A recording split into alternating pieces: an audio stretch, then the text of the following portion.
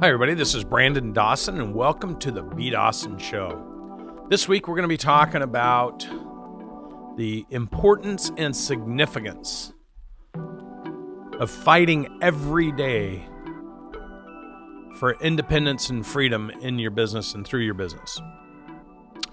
Sometimes it takes an event or a situation for you to have a reference point or a reflection on why it's so important to see the big picture, know what you're driving your business towards, finding personal, professional, financial freedom through your business, all while you're pursuing your passion, doing the things that you love with, hopefully, the people you love doing it with. I had a huge reminder of this week, and it really gave me an opportunity to think about my life over the last 50 years. My stepmother, unfortunately, she's been sick for the last few years with dementia, and my father had just moved her into a new home where they could take care of her better. And she became ill. And so she ended up in the hospital past Friday. And it's completely unexpected, based on what we thought was going to be happening over the next few years. And then, unfortunately, she passed on Monday night, which was just devastating for my dad and everyone in the family.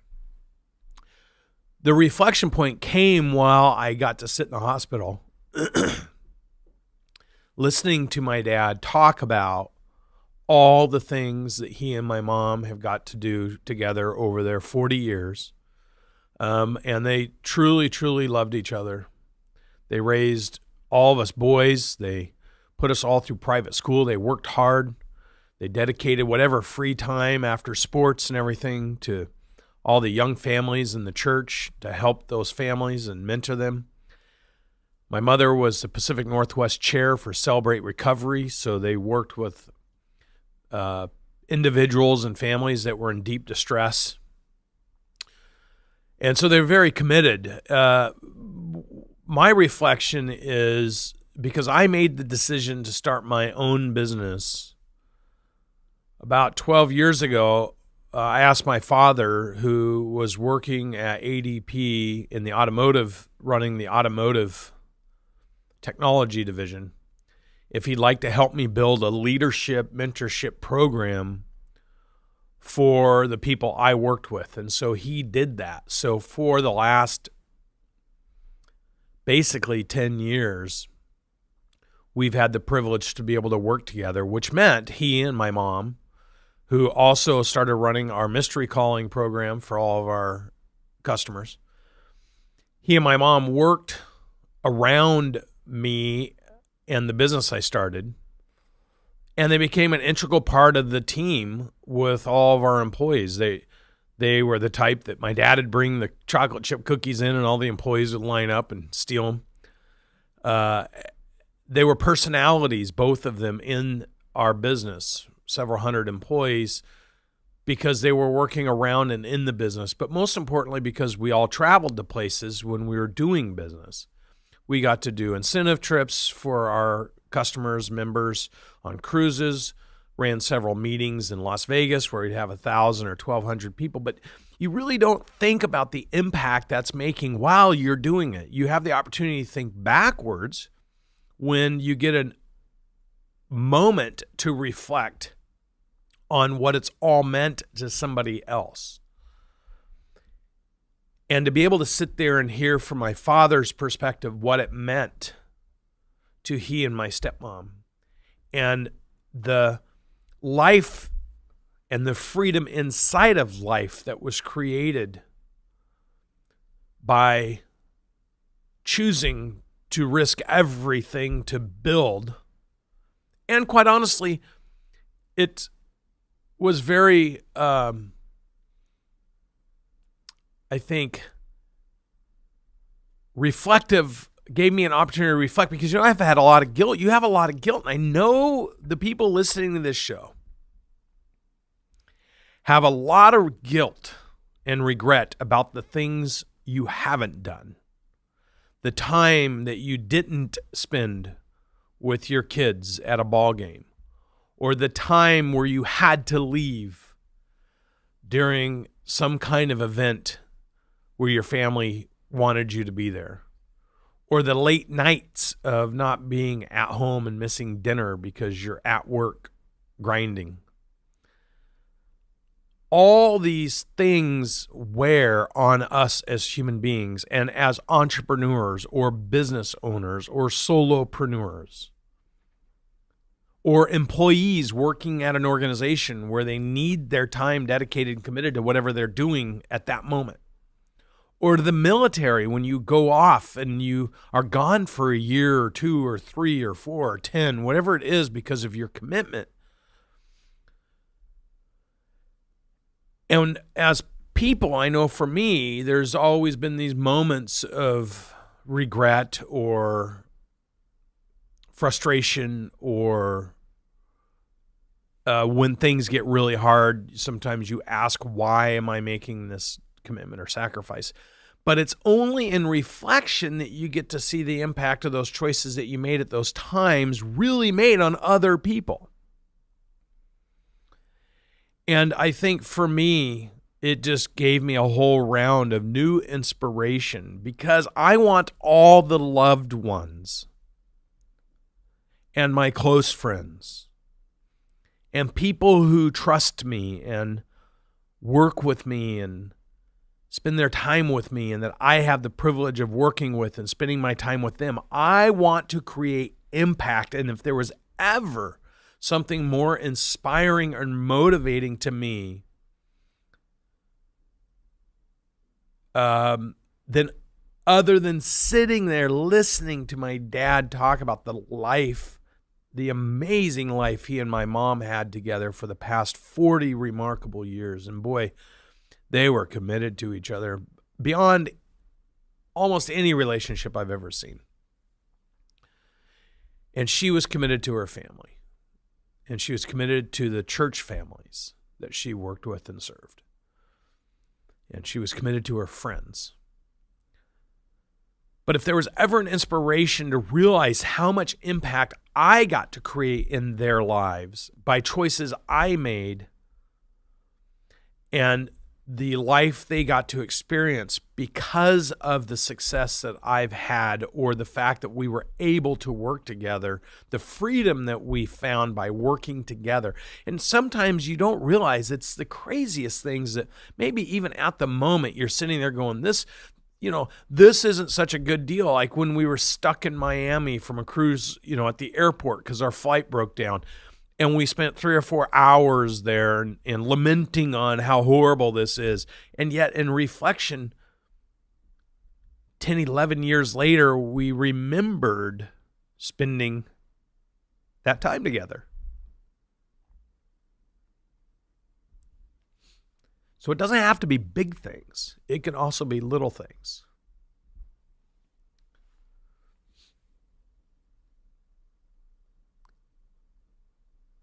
Also, the ability, when my mother, we realized that, and I want to clarify, my stepmother, I've been getting a lot of people that are giving me condolences. My mother is still living.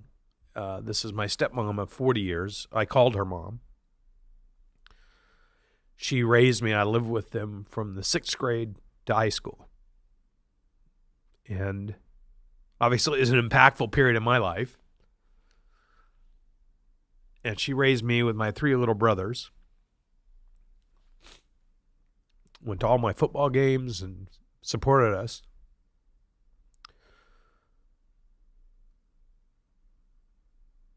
When I realized that she probably wasn't going to make it the rest of the day, and my dad sitting by her side, I sent a text to someone that is one of my mentors. Started out, if you watch my session on mentors, started out by reading his books. That's how I found him. Had the privilege to work with him a few years back, and then several times since then, and developed a very deep, loving relationship. But this person was somebody that was hugely influential to my parents through his work. And that's Dr. John Maxwell. They studied him in church. He's written over 100 books on leadership. You don't realize until after the fact that choices that you make today, how they can impact everyone's life tomorrow.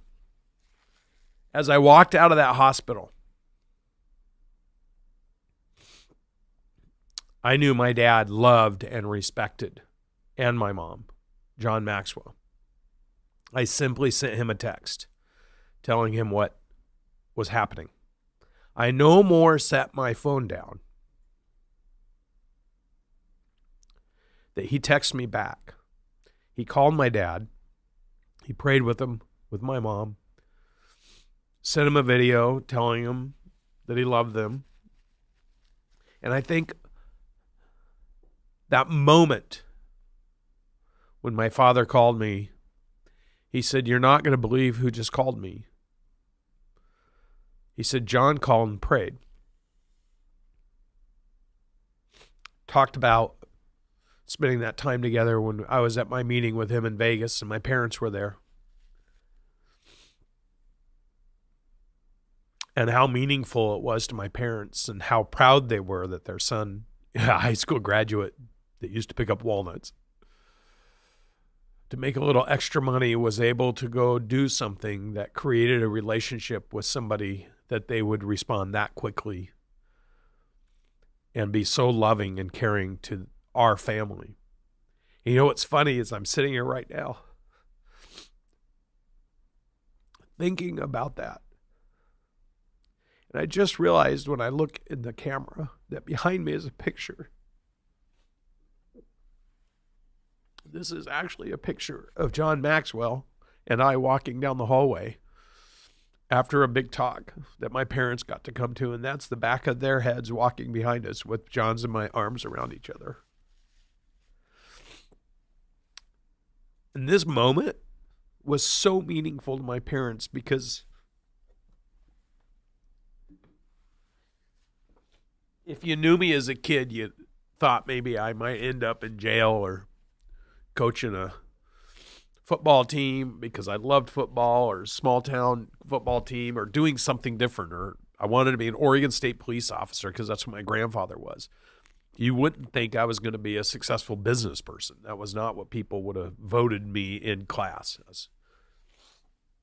Probably voted least likely to succeed or something. It was a 2.3 GPA, didn't go to college. And yet I've had the success I've had. And it's in these moments when somebody like a John Maxwell called my dad, prayed for my mom just before she passed, sent a video that makes you realize all the hard work and the commitment and the things that you're doing to strive to succeed at all costs has allowed for these little tiny moments of little things that happen but have such huge meaning. And I guess in reflection of my stepmother's death, I want to leave this podcast by giving some unbelievable encouragement for those of you who are struggling with regret or guilt because you're striving to succeed, knowing that you want to succeed for a variety of reasons, including being able to take care of the ones you love. I want to give you some confidence that maybe those people, in the moment when you're sitting around the airport complaining that you missed a flight, or people are complaining or you're feeling crappy about missing a school event, maybe, just maybe, I can give you a word of encouragement, which is you don't know in those moments necessarily how impactful something that you did create, something you did do, was to the people you love until after it really matters.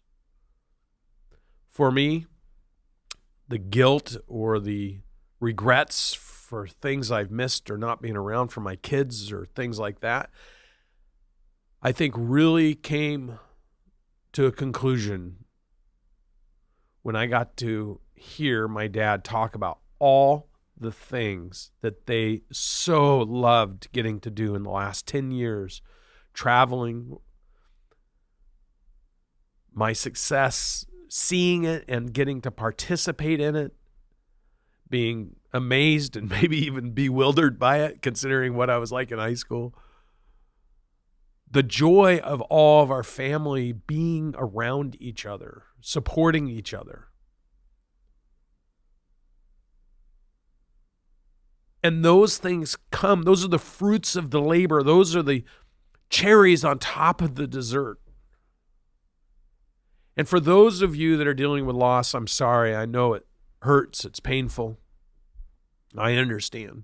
For those of you dealing with regret or are challenged by indecision because you're being pulled in one direction or another with your heartstrings or the people around you, let me give you some encouragement. Fight every day, striving to accomplish your big picture goals. Remind everyone around you how much you love them and adore them, but you're doing this because it's a mission. It's a cause. It's a purpose. And have the confidence that maybe, just maybe, that in the moments that you're doing that and people are resistant or judgmental or frustrated with you, have the courage to know that one day they may look backwards and say how much they love you and appreciate you and how much you get to love and appreciate them because the things you risked allowed for the life that you could help create or the freedom in life. And I want to give you that encouragement because I spend a lot of time talking to business owners who are scared, frustrated, nervous. They're judging themselves. They're living in regret. They're living in frustration. They're living in fear and anxiety. Eliminate that from your life. Focus on the life you can create for you, your family, the people you love, and make the dedication and commitment to yourself that you're going to succeed at all costs so you can be there for everyone when they can't be there for themselves. And you can do things for people that maybe they couldn't have done for themselves. And I promise you people won't recognize this until they recognize it. And it may be a long game, but don't give up on your dreams and your goals. Don't give up on the passion that you have for creation, for the pursuit of freedom, financially, professionally, personally. Do not give up on that. Have the trust and confidence that you're doing it for every big reason possible and stay fully committed to that. And I can promise you, those moments of clarity will present themselves in your lifetime where you'll realize all the hard work, all the dedication, all the commitment, all the love, all the time, all the energy, all the effort will pay you back in dividends beyond any reasonable expectation. But be there for those that you love. Do it for them, even if they don't understand that you're doing it for them right now. Do it for yourself. We get one shot at this life, and I hope everyone can be in a room After 40 years of being with the one person you love more than anybody else, like my dad and my mom, having no regrets about all the things that you got to do together with each other, for each other, and for the people you care about and you love. Pursue your passion and your joy at all costs, because the law of price tag won't be known until you have a moment of reflection. You won't know what you've actually had to pay for that moment until that moment occurs. And the worst thing is to be in a situation where you can't provide, you can't take care of, you can't create experiences, you can't spend time with the people you love, because you're not in control of your personal, professional, and financial freedom and destiny. I dedicate this podcast to my stepmom of 40 years, Annie Dawson, and to my father, who's an amazing, wonderful, dedicated man. And I dedicate for the next 10 to 20 years, Dad, we will continue to create these experiences. And we'll create new experiences. And I love you very much. And Mom, I love you.